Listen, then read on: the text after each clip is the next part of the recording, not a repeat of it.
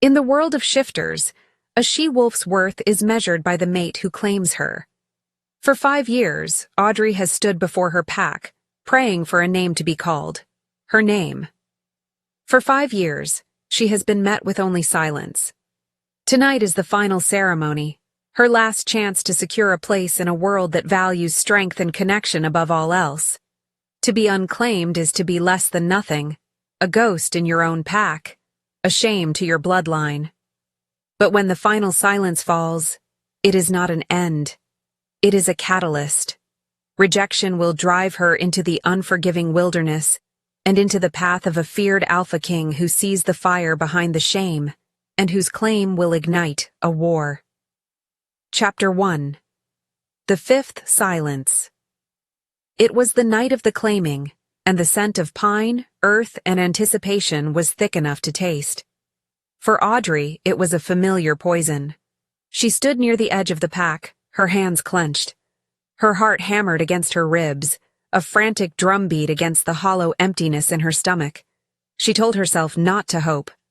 Hope was a cruel, sharp-toothed thing that had bitten her 4 times before. Alpha Marcus stood upon a flat-topped granite boulder, his voice a low rumble that carried to every corner of the clearing. One by one, he called the names of the unmated males. Each stepped forward, eyes scanning the crowd of females before calling out his choice. With every pairing, a ripple of joy went through the pack, a proud nod from a father, a tearful embrace from a mother, a possessive growl from the male beside his new mate. Each celebration was a fresh splinter of ice in Audrey's veins. She kept her gaze fixed on the gnarled roots of an ancient oak, counting them. She could feel her family's presence behind her, a tangible pressure on her back. She didn't need to look to know her father's rigid posture, or her mother's hands clasped in a prayer that Audrey knew was for the family's honor, not her own happiness. The shame was already a living thing, coiled in her gut. Finally, only one name remained. Kalen, a strong warrior with a kind smile, stepped forward.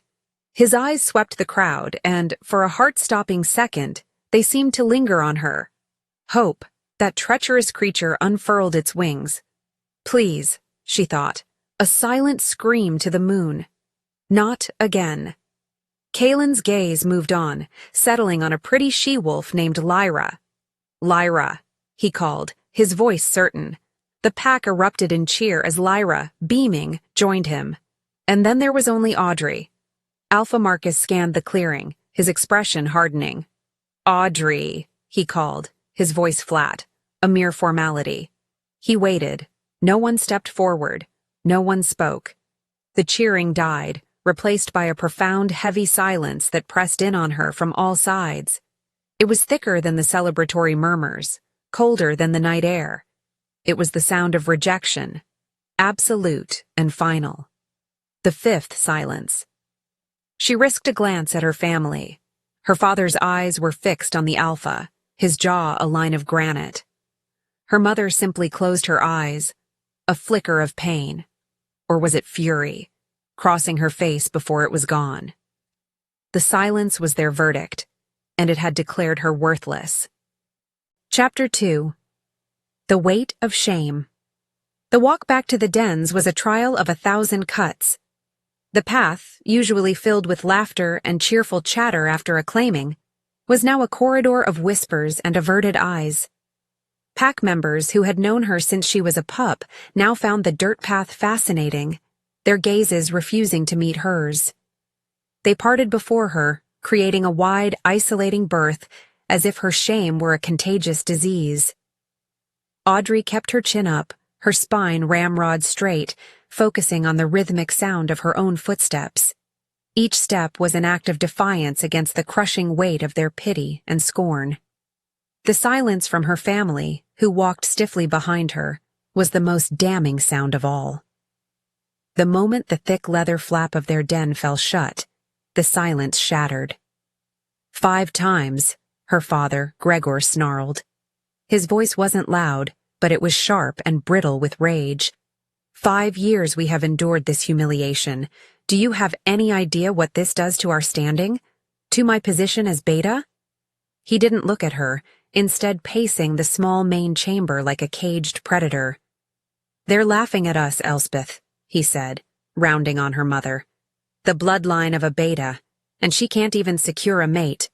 Not one." Her mother, Elspeth, stood by the hearth, her face pale and drawn.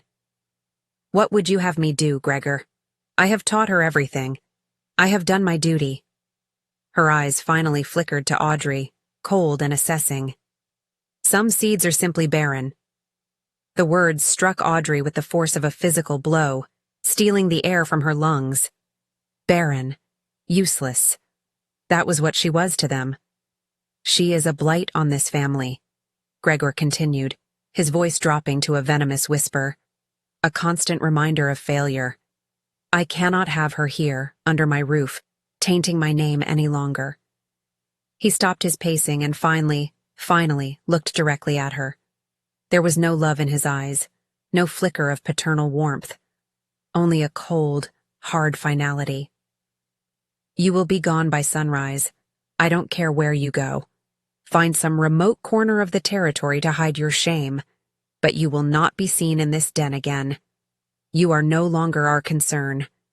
Audrey stood frozen, the walls of her home seeming to close in around her. Her mother simply turned her back, beginning to bank the fire for the night as if her daughter's life had not just been irrevocably destroyed. There would be no comfort, no defense. She was utterly alone. The command was absolute, the rejection complete. In the heart of her own family, she had been declared an outcast. The pain was a physical thing, a shard of ice piercing her heart. But beneath it, something else stirred. A spark of fury. Fine. If they wanted her gone, she would go. Chapter 3. Flight into Shadow. Audrey didn't sleep. She sat on the edge of her cot in the small alcove that had been her room for her entire life, listening to the strained silence of the den. The air was thick with resentment. Every creak of the wood, every sigh from her parents' chamber, was a fresh twist of the knife. She moved with the quiet efficiency of a wraith, her mind numb, her body on autopilot. There was no room for tears, not yet. Tears were a luxury she couldn't afford. Right now, there was only survival. She pulled a small, worn leather satchel from beneath her cot. Her hands moved mechanically, gathering the few possessions that were truly hers. A change of clothes, a small water skin, the sharp hunting knife her grandfather had given her before he'd passed, a time when she'd still felt the warmth of family pride. She paused, her hand hovering over a small carved wooden wolf, a gift from her father on her 10th birthday. A bitter smile touched her lips. She left it behind, a relic of a love that no longer existed. Lastly, she wrapped a hunk of dried meat and a piece of hard bread in a cloth and shoved it deep into the bag. It wasn't much, but it would have to be enough. Her father's decree had been clear. Gone by sunrise. She would not give them the satisfaction of watching her slink away in the pale morning light.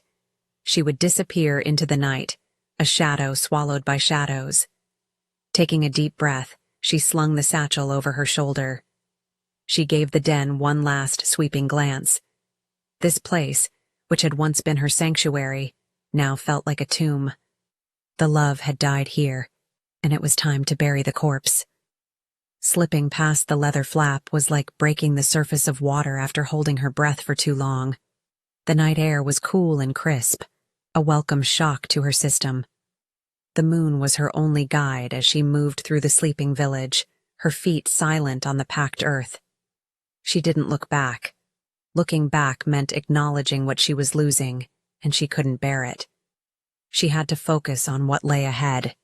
The forest. The vast, dark expanse of the wilderness that marked the edge of their territory was both a threat and a promise. It was a place of predators and danger, but it was also a place where she could be truly alone, free from the judging eyes of her pack. She ran, not like a wolf, but as a girl. Pushing past the burn in her lungs and the ache in her legs, she plunged into the deep woods, the branches clawing at her like desperate hands. welcoming her into the unforgiving embrace of the unknown. Chapter 4. The Scent of Power. The forest was a relentless, vertical world. For hours, Audrey pushed herself onward, driven by a cold, hard knot of fury in her stomach. She climbed over moss-slicked logs, scrambled up steep, muddy inclines, and pushed through thickets of thorns that snagged her clothes and tore at her skin. The adrenaline that had fueled her initial escape had long since burned away, leaving behind a bone-deep exhaustion that made her limbs feel like lead. The sun began to filter through the dense canopy, painting the forest floor in stripes of pale gold, but it brought no warmth. She was far from the familiar paths now, in a part of the woods the pack patrollers rarely ventured. The trees were older here, bigger, their branches forming a dense roof that blocked out the sky. Her stomach cramped with hunger, and she finally allowed herself to stop, her back sliding down the rough bark of a massive pine. Her breath came in ragged gasps. She fumbled in her satchel for the bread and meat, her hands shaking so badly she could barely unwrap them. The food was tasteless in her mouth, but she forced herself to chew and swallow, knowing she needed the strength. As she drank from her water skin, the reality of her situation finally settled in, heavy and suffocating. She was alone, truly, utterly alone. No pack, no family, no future. A wave of despair washed over her, so potent it nearly drowned her. Her head fell back against the tree, and for the first time, she allowed the tears to come, silent and hot, tracking paths through the dirt on her cheeks. It was the scent that pulled her back from the edge. At first, it was faint, barely noticeable beneath the familiar smells of damp earth and decaying leaves. But it grew stronger, a current in the air that was utterly alien. It smelled of ozone after a lightning strike, of ancient stone, and of a raw, untamed power that made the hairs on her arms stand on end. It was masculine, dominant, and it resonated with a part of her soul she didn't know existed. Her wolf, dormant and cowed by years of rejection, stirred within her, its head lifting, nostrils flaring. Fear, sharp and primal, cut through her exhaustion. This was not the scent of a silver moon wolf. It was something other, something older and far more dangerous. She scrambled to her feet, her hand instinctively going to the hilt of her knife. The feeling of being watched was overwhelming, a physical pressure against her skin. She scanned the dense undergrowth, her eyes darting between the shadows. And then she saw him. Not him, it. A wolf. But it was unlike any wolf she had ever seen. It was enormous, a beast of nightmare, its fur the color of jet and shadow. It stood perfectly still, almost invisible in the gloom, only its eyes visible. 2 points of molten gold that burned with a terrifying intelligence. They were fixed on her, and in their depths, she saw not hunger, but possession. Chapter 5. Claimed by Darkness. The massive black wolf took a step forward, and then another, moving with a silent, fluid grace that belied its incredible size. It circled her slowly, deliberately, its golden eyes never leaving hers. Audrey's heart hammered against her ribs so hard she thought it might break. Every instinct screamed at her to run, to shift and flee. But her body was frozen, pinned by the sheer weight of his presence. He was an apex predator, a king in his domain, and she was nothing more than a trespasser. The scent of him was overwhelming now, a heady mix of power, storm, and ancient forest that clouded her thoughts and sent a tremor of something other than fear through her. Her own wolf, which had been a source of shame for so long, was responding to him, a low, submissive whine caught in Audrey's throat. He stopped directly in front of her, close enough that she could feel the heat radiating from his body. He lowered his massive head, his nose almost touching her. She could see the fine muscles rippling beneath his dark pelt, the faint scar that cut through one eyebrow. He inhaled deeply, a sound that was both an inspection and a declaration, as if he were memorizing her very essence. Then, In a movement that was too quick for her to follow, the air shimmered around him. The form of the wolf dissolved, replaced by a man who was every bit as intimidating as the beast had been. He was tall, broader than any man in her pack, with shaggy, jet-black hair that fell to his shoulders. He was dressed in dark leather, practical and worn, and his skin was tanned from a life lived outdoors. But it was his face, his eyes, that held her captive. They were the same molten gold, burning with an intensity that stripped her bare. This was no ordinary rogue. This was an alpha. The power rolling off him in waves was suffocating, a palpable force that demanded submission. Audrey finally found her voice, though it came out as a ragged whisper. "Who are you? What do you want?" He took another step, closing the remaining distance between them. He reached out, his calloused fingers gently tucking a stray strand of hair behind her ear. His touch was electric, sending a jolt through her entire body. She flinched, but he didn't pull away. His gaze was unwavering, his expression one of absolute certainty. He didn't seem angry or threatening, but something far more terrifying, resolute. "I am Gideon," he said, his voice a low, rumbling baritone that vibrated deep in her chest. "Alpha of the Blackwood Pack, and what I want," he paused, his thumb stroking softly against her cheek, "is you." His golden eyes darkened with a possessive fire that left no room for argument. "You are lost, little wolf, and you are mine." Chapter 6. The Alpha's Decree. The two words echoed in the silent forest, more binding than any law, more absolute than any ceremony. "You are mine." Audrey stared at him, her mind a maelstrom of fear and disbelief. This couldn't be happening. She had spent her life being unwanted, and now this stranger, this terrifyingly powerful alpha, was claiming her as if she were a prize he had stumbled upon. A spark of her old defiance, the same stubborn pride that had kept her spine straight during the walk of shame, flared to life. "No," she breathed, the word barely audible. She took a half-step back, her hand tightening on the hilt of her knife. "I belong to the Silver Moon Pack. You can't just—" Gideon's expression didn't change, but an amused glint entered his golden eyes. "The pack that cast you out? The family that threw you into the wilderness to fend for yourself?" he asked, his voice calm, yet every word landed with surgical precision. "They surrendered any claim they had on you the moment they let you run. I saw you. I followed you. I watched you break. And I watched you get back up." He took a step forward for every one she took back, his presence seeming to shrink the forest around them. "That is strength. It is the kind of strength my pack needs. The kind of strength I need." He was in front of her again, his nearness stealing the air from her lungs. "You think this is a choice?" he murmured, his voice softening, but losing none of its authority. He gently took her hand, his large, warm palm easily enveloping her much smaller one, his thumb pressing over her racing pulse. He lifted it, ignoring the knife she still clutched. "The moon goddess is the one who chooses, little wolf. She led you to my territory. She put you in my path. I am merely obeying her will." The argument was so absurd, so arrogant, that it momentarily stunned her into silence.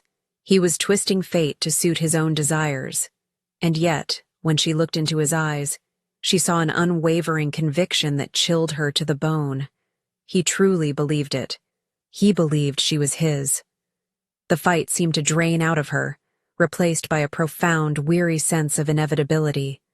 From one prison to another, she had fled her family's judgment only to be ensnared by this alpha's decree. "Come," he said, his tone leaving no room for refusal. He released her hand and turned, expecting her to follow. "The sun will be setting soon, and my lands are still a long walk from here." Audrey stood frozen for a moment, her feet feeling rooted to the earth. She looked back in the direction she had come, towards a life of shame and rejection. Then she looked at the broad, formidable back of the man walking away from her. He was a monster, a kidnapper, a tyrant. But he was the first person in 5 years who had looked at her and seen something worth claiming. With a shuddering breath that felt like a surrender, she took the first step to follow him. Chapter 7. Journey to a New Kingdom. The journey was made in a tense, vibrating silence. Gideon moved through the forest with the ease of a creature born from its soil, his long strides covering the rough terrain effortlessly. Audrey, by contrast, had to scramble to keep up, her exhausted muscles screaming in protest. The landscape was changing, becoming wilder, more primal than the managed woods of the Silver Moon territory. The trees grew taller, their branches thicker, and the ground was a treacherous carpet of rocks and gnarled roots. Several times she stumbled, her ankle twisting on a loose stone, and each time Gideon would pause, his head tilted as if listening, before continuing at a slightly slower pace. He never spoke, never looked back, but she knew he was acutely aware of her every faltering step. They walked for what felt like an eternity, the sun arcing across the sky and beginning its descent toward the jagged peaks of the mountains to the west. Gideon finally stopped at a small, clear stream and gestured for her to drink. Audrey knelt on the damp bank, cupping the icy water in her hands. It was the best thing she had ever tasted. As she drank, she watched him. He stood guard, his body relaxed but alert, his golden eyes constantly scanning their surroundings. He was a warrior, a king in his element, and she was his prisoner. Yet, he hadn't bound her. He hadn't threatened her. A confusing mix of fear and a strange, nascent sense of security churned within her. He pulled a strip of dried meat from a pouch at his belt, far better quality than her own, and offered it to her.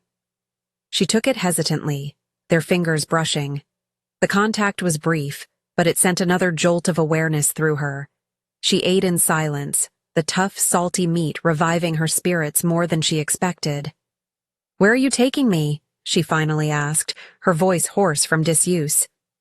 Gideon finished his own portion of meat before answering, his gaze fixed on the darkening woods. "To Blackwood Keep, my home." "Your home," she repeated numbly. "And what am I to be there? Your slave? Your pet?" The bitterness she felt towards her family was spilling over, tainting her words with venom. He turned his head then, his gaze so intense it felt like a physical touch. "You will be my mate," he stated, as if it were the simplest, most obvious fact in the world. "You will be the Luna of the Blackwood Pack, and you will be respected as such." He said the words with such profound certainty that Audrey could find no response.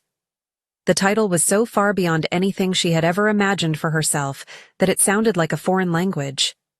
Luna, her, who had been deemed unworthy of even the lowest-ranking warrior. The idea was so preposterous it was almost laughable. Almost. But looking at the deadly serious expression on the face of the Alpha King, she didn't feel like laughing at all.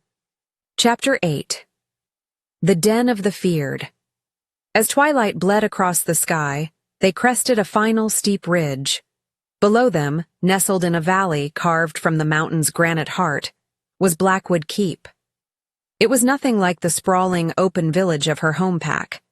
This was a fortress. A formidable wall of sharpened logs, at least 20 feet high, encircled the settlement. A single, heavily guarded gate was the only visible entrance. Within the walls, the dens were not individual huts, but structures built into the very stone of the valley, their entrances dark mouths in the rock face, smoke curling from hidden chimneys. It was a place built for survival, for war, a place designed to keep the world out. As they approached the gate, 2 guards, both bearing the scars of past battles, snapped to attention. Their eyes widened slightly at the sight of Audrey, but they spoke only to their alpha. "Alpha Gideon, your return is welcome." Their voices were rough, filled with a deference that bordered on reverence. "Open the gate, Silas," Gideon commanded. The gate swung inward with a heavy groan, and they stepped inside. If the exterior was intimidating, the interior was alive with a fierce, raw energy. The central clearing was filled with pack members. They were bigger than the wolves of her pack, tougher.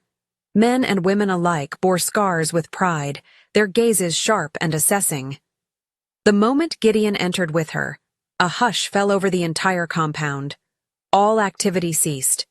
Every pair of eyes, curious, hostile, wary, fixed on her. She felt like a lamb being paraded through a den of lions. She instinctively moved closer to Gideon's side, the heat from his body a strange, anchoring presence in the sea of hostile stares. A man even broader than Gideon, with a thick gray-streaked beard and a calm, intelligent face, stepped forward. He bowed his head slightly. Alpha. Kale, Gideon acknowledged. My beta. His eyes swept over the silent pack. His voice rang out, clear and absolute, leaving no room for questions. This is Audrey. She is with me. She will be treated with the same respect you give your Luna, because that is what she is to be. A collective, sharp intake of breath rippled through the crowd. Whispers erupted like wildfire. Audrey could feel the shock, the disbelief, the outright hostility from some. She risked a glance at the wolves around her and saw a young, brutish-looking male with cold eyes sneering openly in her direction. Her stomach twisted in knots. This was not a welcome. This was a challenge. Gideon had not brought her to a new home. He had thrown her into a new battlefield, and she was completely, terrifyingly unprepared for the fight. Chapter 9. A Gilded Cage. Gideon ignored the whispers of his pack, his focus solely on Audrey. He placed a large, firm hand on the small of her back, a gesture that was both possessive and oddly reassuring, and guided her away from the crowded clearing. He led her towards the largest of the dens, one carved into the base of the sheer cliff face that formed the back of the valley. The entrance was flanked by two stoic guards, who bowed their heads as they passed. Inside, the den was a world away from the harsh exterior of the keep. It was spacious and warm, lit by the soft glow of several well-placed lanterns. Thick, dark furs covered the floor and were draped over large, roughly carved wooden furniture. A fire crackled merrily in a massive stone hearth, its warmth chasing away the night's chill. A table was laden with roasted meat, fresh bread, and a pitcher of what smelled like spiced wine. It was more luxurious than any den she had ever been in, including her father's as Beta. But the comfort did nothing to ease the frantic beating of her heart. It felt like a trap, a beautifully decorated cage. This will be your home now, Gideon said, his voice softer in the confines of the den. He gestured to a heavy wooden door off the main chamber. That is your room. You will not be disturbed. He watched her, his golden eyes searching her face. You are safe here, Audrey. No one will harm you. The promise of safety, something she had craved for years, now felt like a threat. Safe, but a prisoner. She finally looked at him, truly looked at him, and let the fear and anger show in her eyes. And what if I don't want to be safe here? What if I want to leave? His expression tightened, the softness vanishing. Then you will find the world outside these walls is far less merciful than I am. You belong here now. With me. He didn't raise his voice, but the finality in his tone was absolute. There was no escape. Eat, he commanded, his voice gentler again. Rest. We will speak more in the morning. With that, he turned and left, the heavy leather flap falling shut behind him, leaving her alone in the roaring silence. Audrey didn't move towards the food. She walked to the closed door he had indicated and pushed it open. The room beyond was just as comfortable, with a large bed piled high with furs and a small window cut high into the rock, covered by a thick hide. She walked over to it and pushed the hide aside. The window was too high and too small to climb through. It offered only a sliver of the moonlit sky. She let the hide fall back into place, plunging the room into darkness. He had given her a comfortable bed, a warm fire, and good food. But he had also given her walls, guards, and a window with no view of escape. It was a cage, no matter how gilded. Chapter 10. Whispers in the Shadows. For 2 days, Audrey lived in the gilded cage of Gideon's den. She was a ghost, haunting the warm, firelit spaces, feeling utterly disconnected from the world outside. A stern-faced, older she-wolf named Mara brought her meals 3 times a day. Mara never spoke, simply setting down the tray of food, her eyes revealing nothing of her thoughts, before departing as silently as she came. The solitude was a strange torture. It gave her too much time to think, to cycle through fear, anger, and a bewildering sense of loss for a life she hadn't even wanted. On the 3rd day, she couldn't stand it any longer. She needed to see the sky, to breathe air that wasn't heavy with the scent of wood smoke and another's territory. Hesitantly, she pushed aside the entrance flap and stepped out. The guards stationed there tensed, but made no move to stop her, their orders apparently clear. The keep was a hive of activity. She watched from the shadows of the overhang as warriors trained in the central yard, their movements brutal and efficient, a far cry from the more ritualized sparring of her old pack.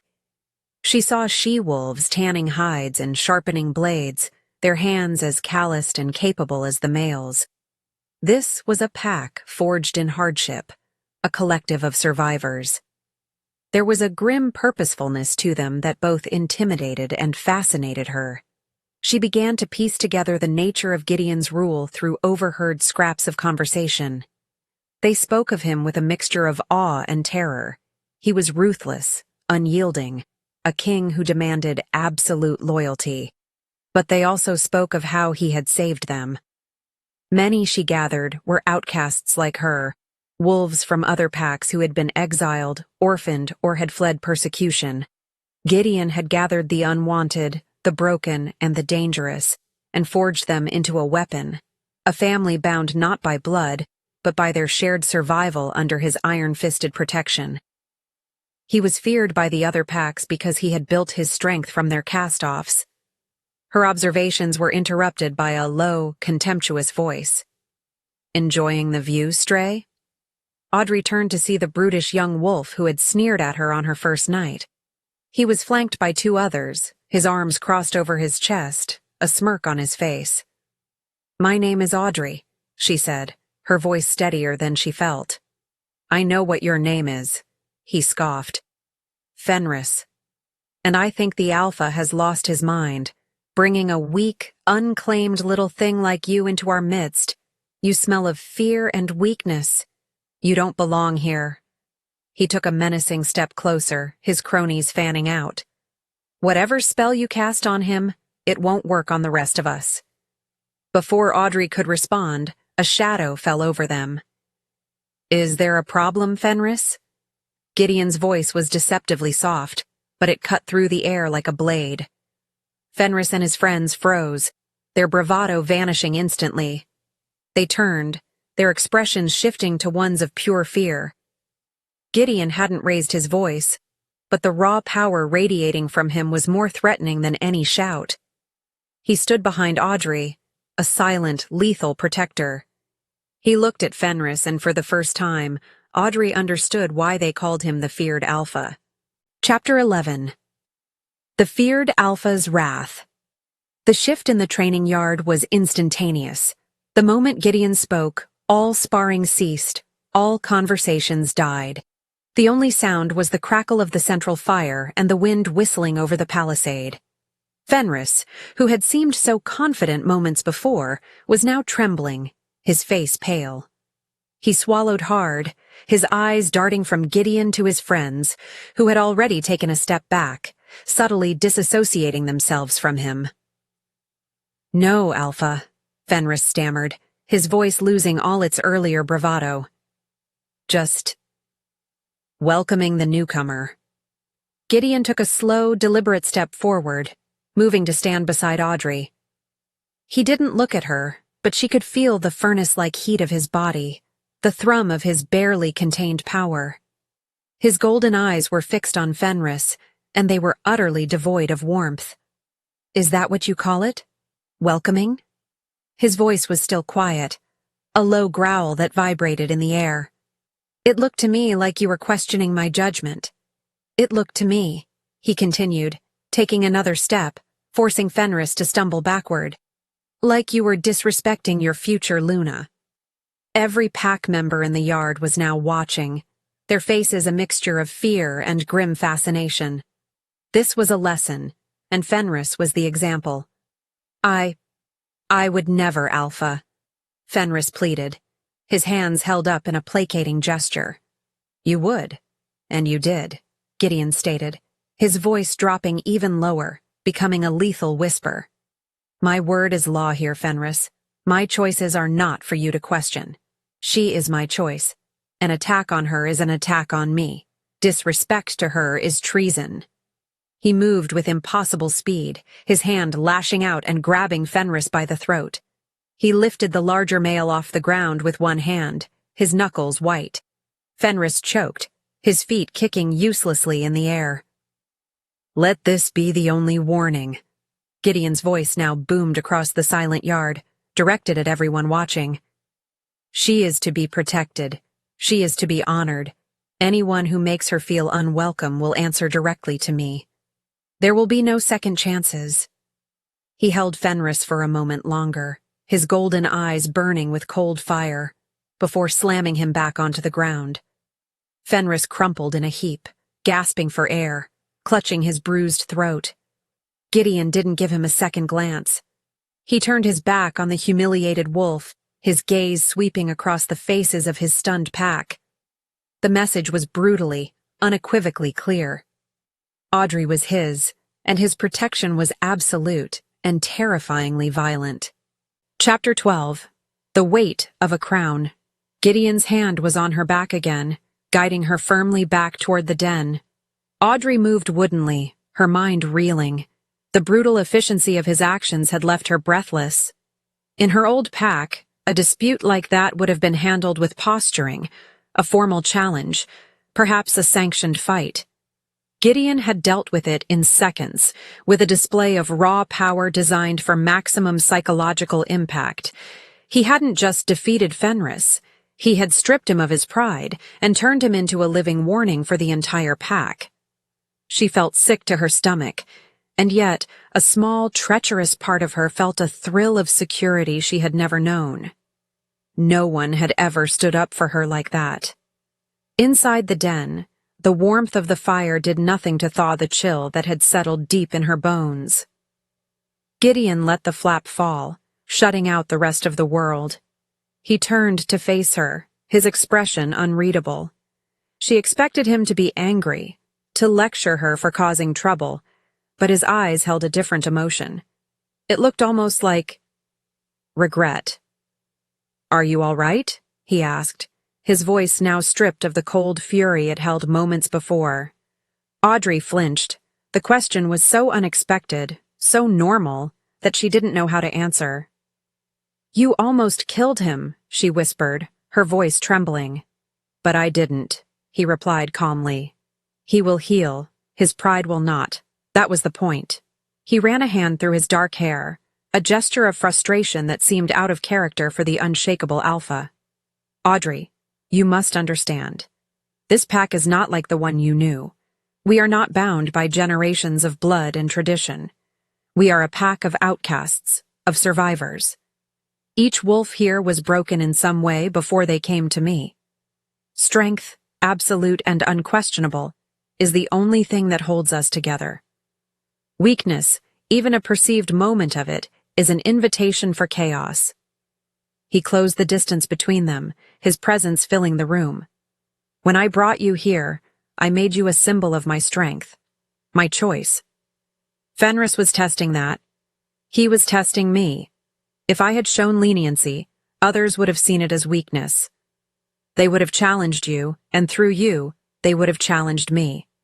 I did what I did not, just to protect you, but to protect the stability of this entire pack." He looked down at her, and for the first time she saw the immense burden he carried. He was not just a tyrant. He was a king holding a fragile nation together with the sheer force of his will. The crown he wore was a heavy one. "I do not enjoy ruling through fear," he said, his voice a low murmur. "But it is the only language some of my people understand. At least, for now." Chapter 13. An Unexpected Tutor. The following morning, Audrey was surprised when a knock came at her chamber door. It wasn't Mara with her food. When she opened it, she found Gideon's beta, Kale, standing there. His sheer size was intimidating, but his eyes, a calm, steady gray, held none of the hostility she'd seen in the others. He offered her a small, respectful nod. "Alpha Gideon asked me to see you," he said, his voice a deep, gravelly bass. "He believed you might benefit from understanding our ways, beyond yesterday's lesson." There was a hint of disapproval in his tone when he mentioned the incident, so subtle she almost missed it. "My name is Kale. I am the Alpha's beta and responsible for the training of our pack." Audrey stared at him, unsure of what to say. "Training?" she asked. "Training for what?" "To be Luna," he replied simply, as if it were obvious. "Here, that is not a passive role. The Silver Moon Pack values lineage and ceremony. We value survival and strength. Our Luna must be as strong as our Alpha, in her own way.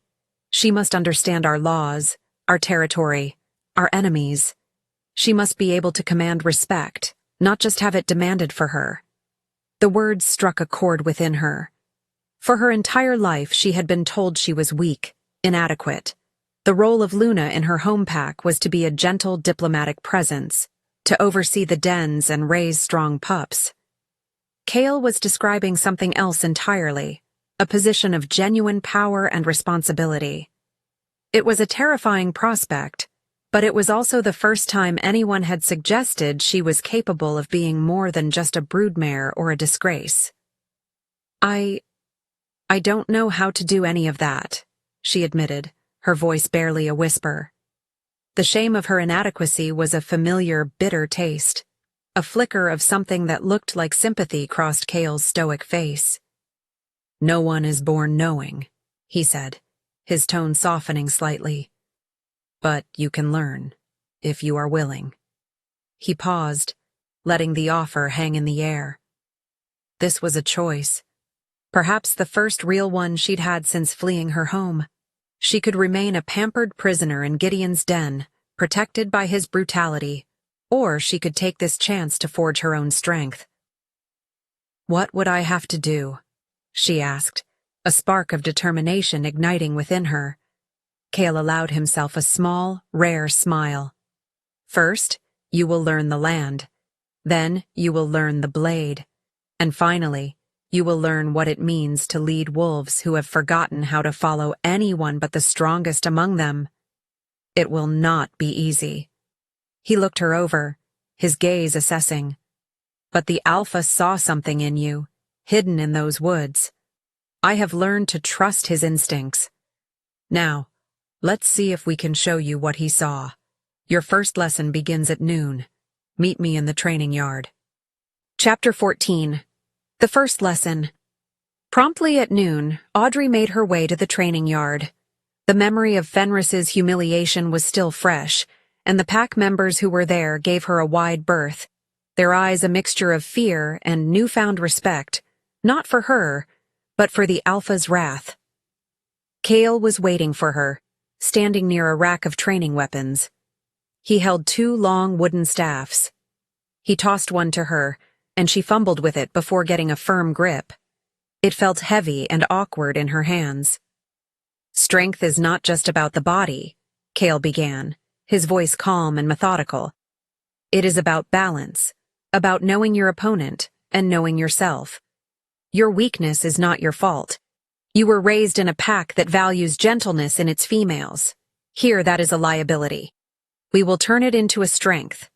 He showed her a basic defensive stance, correcting her posture, the placement of her feet, the grip on her staff. His instructions were clear, concise, and devoid of judgment. He treated her not as a fragile female or a future Luna, but as a recruit who needed to learn. For the first time in a long time, Audrey felt like she was being seen for her potential, not for her past failures. "Now," he said, "I will attack. You will block." His first move was a slow, deliberate swing. Audrey, clumsy and panicked, barely managed to get her staff up in time, the wood clattering loudly. The impact vibrated up her arms, making her teeth ache.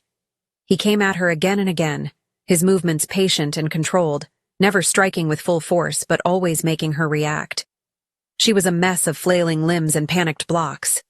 She stumbled, fell, and got back up, her muscles burning, her lungs screaming for air. A small crowd had gathered to watch, their whispers a low hum at the edge of her hearing. She could feel their derision, their doubt. After one particularly clumsy block, she tripped over her own feet and landed hard on the dusty ground, the staff flying from her grasp. A few of the onlookers snickered. Hot shame washed over her, and tears of frustration pricked at her eyes. She was making a fool of herself. "Get up," Cale said, his voice impassive. "I can't," she whispered, the humiliation too much to bear. "They're all laughing." Cale's gaze flickered to the crowd, and his expression hardened. But when he looked back at her, his voice was softer. "Let them laugh. Laughter is the weapon of those who are too afraid to try. You are here. You are trying. That already makes you stronger than them." He extended the end of his staff to her. "Now get up, Audrey. The lesson is not over." His words, simple and direct, cut through her shame. He was right. Quitting now would only prove them right. It would prove Fenris right. It would prove her family right. Gritting her teeth, she took the offered staff, pulled herself to her feet, and raised her weapon again, her knuckles white, but her resolve hardening into steel. Chapter 15. A Glimmer of Respect. For the rest of the week, Audrey's life fell into a new, grueling rhythm. Every morning, Mara would deliver her breakfast with the same stony silence. But now, instead of hiding in the den, Audrey would change into practical leather breeches and a tunic, left for her by Mara without comment, and head to the training yard. Cale was a relentless tutor. He drilled her in footwork until her legs felt like jelly and had her practice blocks until her arms were covered in a mosaic of bruises. Progress was slow, agonizingly so. She was still clumsy, still easily winded, but she was no longer hopeless. Each day she could hold her stance a little longer, her blocks felt a little more solid, and the snickers from the onlookers grew fewer. She learned to ignore the stares, to focus only on Cale's voice and the satisfying thud of wood against wood. She learned to embrace the burn in her muscles as a sign of growing strength, not weakness. One afternoon, as she was practicing a difficult parry, Cale surprised her by sweeping her legs out from under her. She landed flat on her back, the wind knocked out of her. Lying there, staring up at the sky, she didn't feel shame. She felt fury. Scrambling to her feet before Cale could even speak, she lunged at him, a wordless cry of frustration erupting from her throat. Her attack was sloppy, all aggression and no technique, but it was pure instinct. Kyle easily disarmed her, pinning her against the weapon rack, the wooden staff pressed lightly against her throat. "Good," he said, and for the first time, his voice held a note of genuine praise. "Anger is a tool.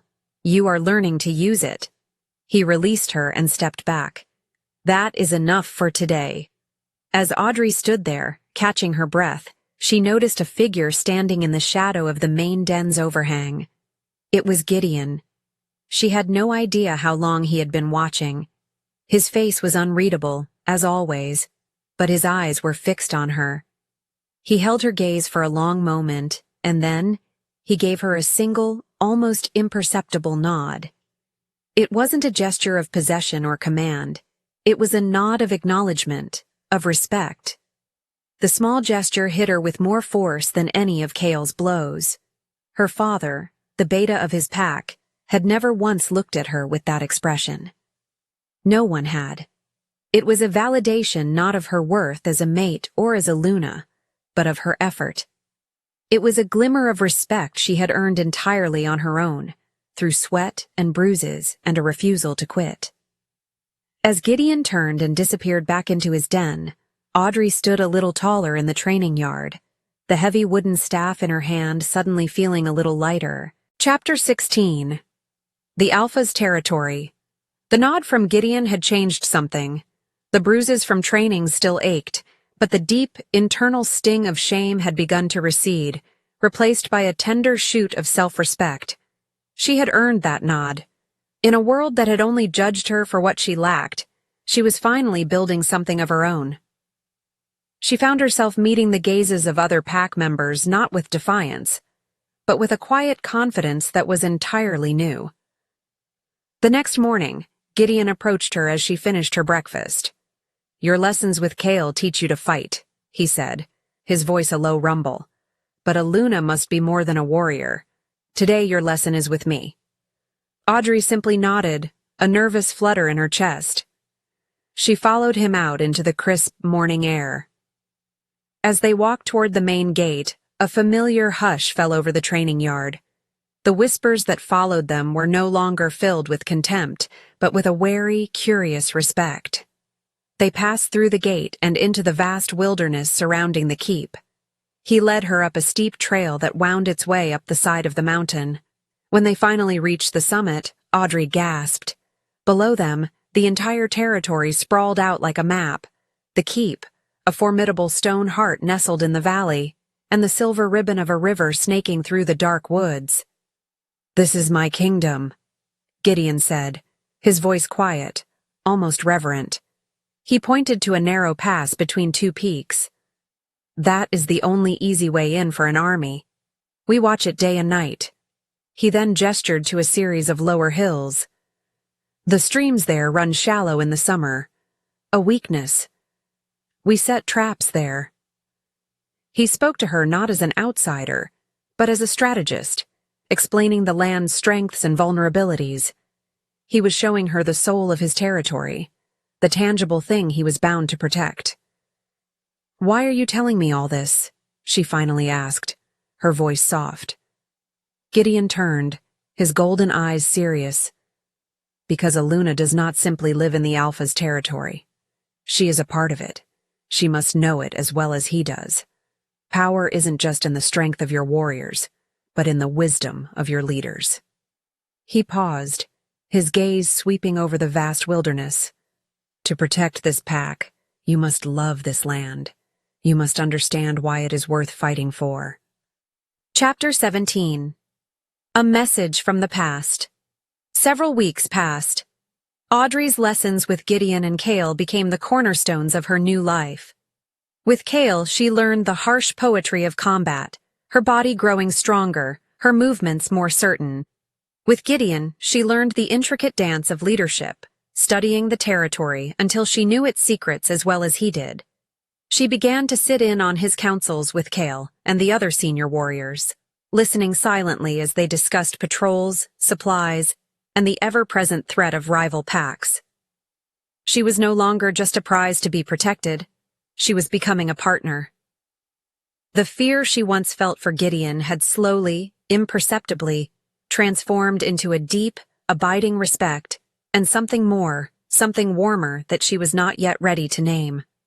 One evening, as they were finishing a council, a scout burst into the den, his face grim. "Alpha," he panted, bowing his head. "A patrol from the Silver Moon pack was found at our southern border. They were not hostile. They carried a message." Audrey's blood ran cold. The name of her old pack, a name she had tried to bury, felt like a ghost in the room. Gideon's golden eyes immediately flickered to her, his expression unreadable but his attention absolute. "A message for whom?" Gideon asked, his voice calm. "For her, Alpha," the scout said, his gaze shifting nervously to Audrey. "For the daughter of Gregor. It seems word of her whereabouts has finally reached them." Kyle stepped forward and took the folded, sealed piece of hide from the scout. He handed it to Gideon, who looked at it for a long moment before holding it out to Audrey. His face was a mask of stone, but she could feel the tension radiating from him. The past she had fled so desperately had finally caught up to her. Her hand trembled as she took the message. The seal was her father's, the mark of the Beta of Silvermoon. With a deep, steadying breath, she broke it. The writing was her mother's, the script sharp and angry. It was not a plea for her return, nor was it an apology. It was a demand. The note explained that since word had spread of her shameful alliance with the feared Alpha of Blackwood, Alpha Marcus had declared her family a potential source of treason. They were to be evicted from their den, stripped of their rank, and cast out of the pack unless their wayward daughter returned to beg forgiveness and sever all ties with the enemy. Her family, the family that had thrown her away, was now using their fate to chain her once more. They were being threatened because of her, and now she was their only hope. Chapter 18. A King's Counsel. The piece of hide felt like a burning coal in Audrey's hand. The words swam before her eyes, each one a venomous dart of manipulation. Our fate rests with you. Only your obedience can save us. The hypocrisy was staggering. Her family had cast her out, declared her a blight, and now they demanded she sacrifice her new life to salvage the honor they themselves had deemed she didn't possess. A bitter, humorless laugh escaped her lips. Gideon watched her, his expression patient. He had dismissed the scout and Kyle, leaving the two of them alone in the main chamber, the crackling fire the only sound. He didn't rush her, didn't demand to know the contents of the message. He simply waited, giving her the space to process the emotional tidal wave that had just crashed over her. "They want me to come back," she said finally, her voice hollow. She summarized the contents of the letter, the threat of eviction, the demand that she sever all ties with Blackwood. "They threw me away, and now they want to use me as a bargaining chip to save themselves." The anger was a hot, familiar coil in her gut, but beneath it was a confusing swirl of guilt and a lingering, painful sense of duty. They were still her blood. "What do you want to do?" Gideon asked. His voice was quiet, carefully neutral. The question caught her off guard. She had expected a command, an opinion, a strategic analysis. She had expected him to forbid her from going, to declare her family's fate irrelevant. But he was asking for her decision. He was giving her a choice. "I don't know," she admitted, crumpling the message in her fist. "A part of me wants to let them burn. They deserve it. But they are your family," he finished for her, his tone understanding. He moved to stand before her, his large frame blocking out the rest of the room. "Audrey, when I found you, you were a survivor. Look at you now. You are a warrior, a leader. The choice you make now should not be dictated by the girl who was cast out, but by the woman you have become." He reached out, not to touch her, but to gently unclench her fist, taking the crumpled note from her. He tossed it into the fire, where it instantly blackened and curled into ash. "Their power over you is gone. What happens next is entirely up to you." He was offering her counsel, not a command. He was treating her as his equal. He was showing her that her past did not define her future unless she allowed it to. The conflict inside her was immense, a war between the wounded daughter and the nascent Luna. But looking into Gideon's steady, golden eyes, she felt a sense of clarity. He would not make this choice for her, but he would stand by her, whichever path she took. Chapter 19. The Luna's Choice. Audrey spent the night by the fire, long after Gideon had retreated to his own chambers, leaving her to the solitude of her thoughts. The flames danced and hissed, casting flickering shadows on the walls, each one a memory of the life she had left behind. She remembered her father's cold eyes, her mother's bitter words, the suffocating weight of their disappointment. That pain was still there, a scar on her soul that would never fully fade. But as she stared into the embers, she also saw Kale's patient instruction, the grudging respect in the eyes of the Blackwood warriors, and the unwavering belief in Gideon's gaze. She had been forged in the fire of her rejection, and she had emerged stronger, harder, and more resilient than she had ever imagined possible. The girl who had fled into the woods would have been crippled by this choice. She would have been torn apart by guilt and a desperate, pathetic need for her family's approval. But she was not that girl anymore. She was the future Luna of the Blackwood Pack. She was a woman who knew her own worth. A worth that was not determined by a mate's claim or her family's status, but by her own strength and spirit. Her decision, when it finally solidified in the quiet hours before dawn, was not born from a sense of daughterly duty or a desire to win back their love. It was a strategic choice, a queen's choice. To ignore the message would be to show fear, to let her old pack think they still held some power over her, and by extension, over Gideon. To go back begging, as they demanded, was unthinkable. It would be a betrayal of everything she had become. But to go back on her own terms? That was an opportunity.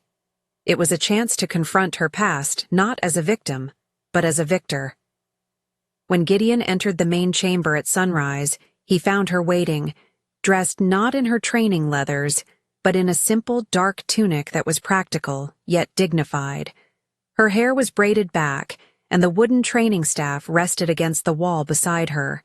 Her eyes were clear, her expression resolute. "I have made my decision," she said, her voice calm and steady.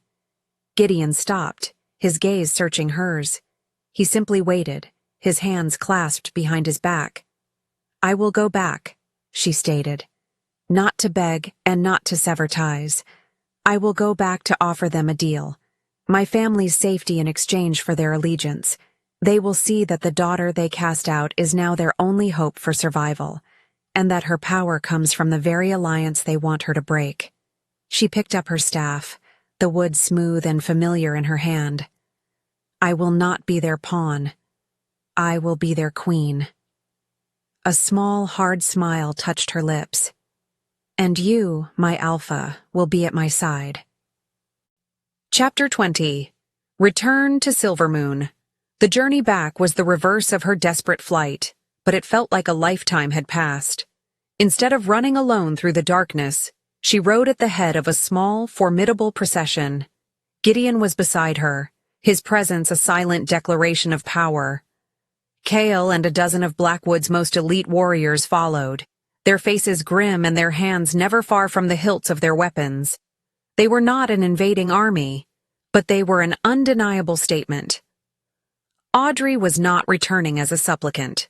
She was returning as a visiting power. As they crossed the invisible border into Silvermoon territory, the air itself seemed to change. The woods were more open, less wild, and the familiar sense of her childhood home filled her with a strange mix of nostalgia and dread. It wasn't long before they were met by a patrol. The warriors' eyes widened in shock and fear when they recognized her, and even more so when they saw the infamous Alpha of Blackwood at her side. One of them quickly turned and ran back toward the village to sound the alarm. By the time they reached the main clearing, the entire Silvermoon pack was assembled, their faces a sea of confusion, fear, and disbelief. They parted before the Blackwood delegation, the silence heavy and absolute. Audrey scanned the crowd, her gaze cool and detached. She saw the faces of those who had pitied her, scorned her, and ignored her. Now, they couldn't look away. She found her family standing near the Alpha's boulder. Her father, Gregor, looked older, his face etched with worry. Her mother, Elspeth, was pale, her hands twisting in the fabric of her dress. When their eyes met Audrey's, she saw not love or relief, but shock and a flicker of pure, unadulterated fear. They did not see their daughter. They saw the Luna of their most feared enemy. Alpha Marcus stood on the great boulder, his expression a mask of fury and disbelief. "Audrey!" he boomed, his voice tight with rage. "You dare to bring this butcher to our lands? Have you lost your mind?" Audrey dismounted smoothly, her movements confident and sure. She did not flinch under his glare. Gideon and his warriors remained mounted, a silent, menacing backdrop. She walked forward, stopping at the base of the boulder, and looked up at the Alpha who had presided over her humiliation. "I have not lost my mind, Alpha Marcus," she said, her voice clear and strong, carrying across the silent clearing. "I have found my strength. I received a message that my family was in danger because of my choices. I have returned not to beg, but to offer you a choice of your own." Chapter 21. A Daughter's Strength, a Father's Shame. Alpha. Marcus stared down at her, his face purpling with rage. "A choice? You, the unclaimed, the outcast, dare to offer me a choice?" His voice was a roar meant to intimidate, to remind her of her former place. But the words no longer had any power over her. They were the desperate bluster of a man who was quickly losing control of the situation. "Yes," Audrey replied, her voice unwavering. "I do." She turned her gaze from the Alpha to her parents. "You used your own safety to try and manipulate me. You blamed me for the consequences of your own cruelty." She looked directly at her father. "You cast me out to protect your rank, and in doing so, you have nearly lost everything. Your position as Beta is meaningless if you have no home, no pack." Gregor flinched as if struck, his face a mask of shame. Her mother, Elspeth, simply stared, her mouth agape, unable to comprehend the powerful, confident woman standing before her. This was not the broken child she had sent into the woods. "The Blackwood pack is strong," Audrey continued, her voice resonating with authority. "Stronger than you know. We are a pack of survivors, forged in the fires you and other alphas like you created with your petty rules of bloodlines and worth. We have the strength to crush you, or the strength to be a powerful ally." She let that statement hang in the air, allowing the weight of it to settle over the stunned Silvermoon pack. "This is your choice, Alpha Marcus," she said, turning her attention back to him. "You can follow through on your threat. You can cast out my family, make yourselves my enemy, and in doing so, make an enemy of the Blackwood pack. We will not stand by and allow my blood to be made homeless because of your pride. An attack on them is an attack on me." She paused, letting the echo of Gideon's words to Fenris fill the clearing. "Or you can restore my family to their position, and in return, the Blackwood pack will offer an alliance. A treaty of mutual protection. Your pack is weakening. You have had trouble with rogues on your eastern border for months. We can help you." She was not asking. She was stating the terms. She had taken their threat and turned it into a negotiation where she held all the power. Gideon watched from his horse, his expression unreadable, but a fierce pride burned in his golden eyes. This was the queen he had seen hiding within the broken girl in the forest.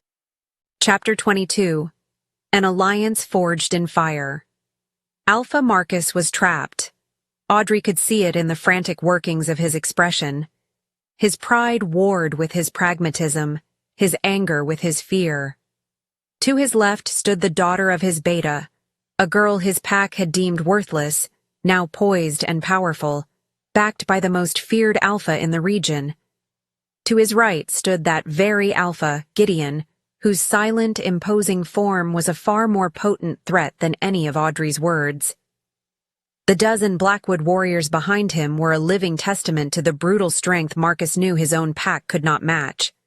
He was a proud Alpha, but he was not a stupid one. He knew Audrey was right about the rogues. They had been a thorn in his side for months, preying on patrols and stealing game. His warriors were stretched thin. An alliance with Blackwood, once an unthinkable proposition, now presented itself as a lifeline. But the cost was immense. His pride. He would have to admit that this unclaimed girl held the fate of his pack in her hands. "An alliance?" he scoffed, trying to regain some semblance of control. "What guarantee do we have that your Alpha will honor such a treaty? He is known for breaking packs, not mending them." It was Gideon who answered, his voice a low, dangerous rumble that sent a shiver through the crowd. "You have my word, and you have my Luna's word." He dismounted, walking to stand beside Audrey, placing a hand on her shoulder.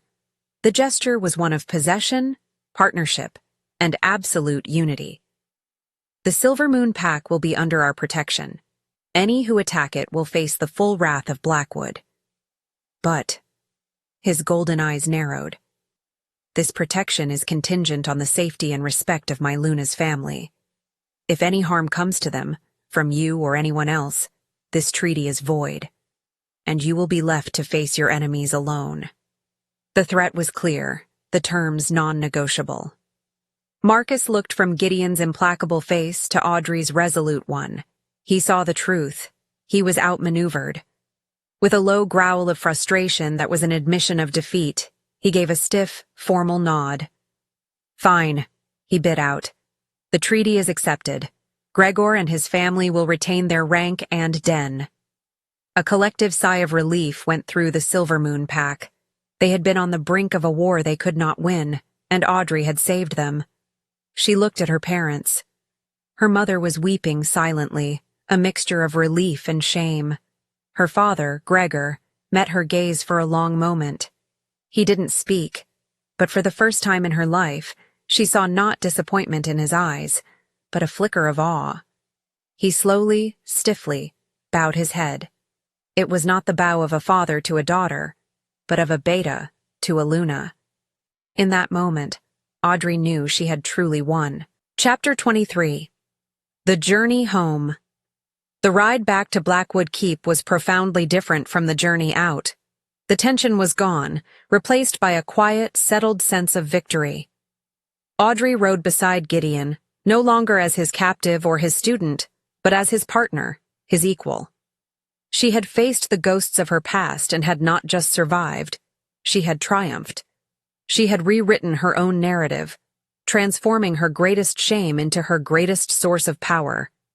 As they rode, she found herself thinking not of her family's grudging respect, but of the Blackwood Pack, her home. It was a pack of outcasts, of broken souls Gideon had forged into a family. She was one of them. She understood them. Her rejection was not a weakness. It was the very thing that qualified her to lead them. It was the source of her empathy and her strength. They stopped to rest by a stream as the sun began to set, the sky painted in hues of orange and purple. While the warriors tended to the horses, Gideon led Audrey a short distance away, to a small clearing overlooking the valley. "You were magnificent," he said, his voice a low, sincere murmur. He stood close, his warmth a comforting presence against the evening chill. "I only did what you taught me," she replied, looking up at him. "You showed me what strength was." "No, Audrey," he corrected gently, his golden eyes soft in the fading light. He reached out and cupped her cheek, his thumb stroking her skin. "I only helped you find the strength that was already there. I saw it in you from the moment I found you in the woods. A fire that all of their scorn could not extinguish." The tenderness in his touch, the raw sincerity in his voice, melted the final wall around her heart. The fear was long gone, replaced by a deep and powerful affection she could no longer deny. This formidable alpha, this feared king, was the only one who had ever seen her, truly seen her. She leaned into his touch, a silent surrender that was also a declaration. He lowered his head, and his lips met hers. The kiss was not one of possession or dominance, but of reverence and a shared understanding. It was a kiss that sealed their alliance, their partnership, and the unspoken promise of a future together. It was the gentle claiming of two souls who had been broken by the world and had found their home in each other. In the heart of the wilderness, under the watchful eyes of the moon, the rejected girl and the feared alpha were finally, completely, bound together. Chapter 24. Queen of the Outcasts. Returning to Blackwood Keep felt like a true homecoming. As Audrey and Gideon rode through the gates, the entire pack was there to greet them. But this time, the eyes that watched her were not filled with suspicion or hostility. They were filled with awe. News of her confrontation with the Silver Moon Pack had traveled faster than they had. They had heard how she had faced down an alpha, how she had single-handedly forged an alliance and secured her family's safety through sheer force of will. She had proven she was more than just the alpha's choice. She was a leader in her own right. As she dismounted, Fenris, the warrior who had once scorned her, stepped forward. He stopped before her and bowed his head low, a gesture of profound, earned respect. "Luna," he said, his voice rough with emotion, "we welcome you home." One by one, the other pack members followed his lead, a sea of bowing heads and murmured greetings. They were not just accepting her, they were embracing her. In the weeks and months that followed, Audrey truly came into her power. She trained with Kale, her skill with the staff becoming a fluid dance of deadly grace. She stood beside Gideon as he ruled, her counsel proving to be as wise and strategic as his. But her true strength lay in her connection to the pack. She sought out the newest members, the most broken and fearful outcasts, and saw the same pain in their eyes that she had once seen in her own. She listened to their stories, helped them find their purpose, and showed them that their scars were not marks of shame, but symbols of their survival. She was not a gentle, distant Luna of tradition. She was a queen forged in the heart of their shared experience. She was the queen of the outcasts. One evening, she stood with Gideon on the overlook where he had first shown her the territory. They looked down at the keep, a beacon of light and warmth in the valley, a sanctuary for all the wolves the world had thrown away. "You have changed them," Gideon said, his arm wrapped securely around her waist. "You have taught them to hope again." Audrey leaned her head against his shoulder, a sense of peace settling deep within her soul. "And you," she said softly, "taught me that being rejected was not an end. It was a beginning." She was no longer the girl who had prayed to be chosen. She was the woman who had chosen herself, who had built a home from the ashes of her pain, and who had found a love powerful enough to heal not just her own heart, but the heart of an entire pack.